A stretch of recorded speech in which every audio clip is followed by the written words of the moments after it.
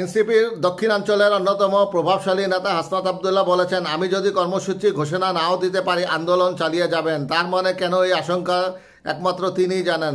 জোরপূর্বক বা চাপের মুখে আওয়ামী লীগ নিষিদ্ধের আন্দোলন প্রত্যাহার করতে বলা হলেও ছাত্র জনতাকে আন্দোলন চালিয়ে যাওয়ার আহ্বান জানিয়েছেন জাতীয় নাগরিক পার্টির এনসিপির দক্ষিণাঞ্চলীয় মুখ্য সংগঠক হাসনাত আবদুল্লাহ। তিনি বলেন, অগ্রিম ঘোষণা দিয়ে রাখলাম, আমি যদি ষড়যন্ত্রের মাধ্যমে কোনো শক্তি আমার কণ্ঠরোধ করতে চায় তবুও আপনারা আওয়ামী লীগ নিষিদ্ধ না হওয়া পর্যন্ত রাজপথ ছাড়বেন না।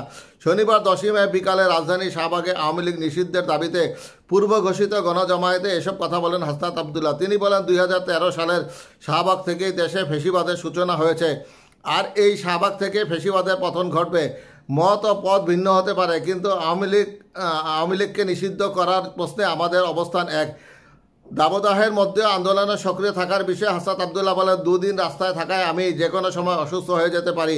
আগেই বলে রাখছি, কোনো ষড়যন্ত্রের চাপে পড়ে যদি কেউ আমার মুখ দিয়ে জোরপূর্বক আন্দোলন প্রত্যাহার ঘোষণা দেওয়ায় তাও আপনারা আন্দোলন চালিয়ে যাবেন। এনসিপির এই নেতা বলেন, বাংলাদেশ এখন 2 ভাগে বিভক্ত, একদিকে ফ্যাসিবাদী শক্তি, অন্যদিকে বাংলাদেশি শক্তি। যারা আওয়ামী লীগকে নিষিদ্ধ করতে চায় না তারা ফ্যাসিবাদী, আর যারা নিষিদ্ধ করতে চায় তারা প্রকৃত বাংলাদেশি শক্তি। জুলাই মাসে ঘোষিত ঐক্যবদ্ধ আন্দোলনের প্রতি ইঙ্গিত করে তিনি বলেন, যতই ষড়যন্ত্র হোক ঐক্যবদ্ধ শক্তিকে কেউ আলাদা করতে পারবে না। আমি যদি পরবর্তী কর্মসূচি নাও দিতে পারি, আপনাদের মানজিলে মাকসুদ যেন পূরণ হয়, আওয়ামী লীগ যেন নিষিদ্ধ করা হয়।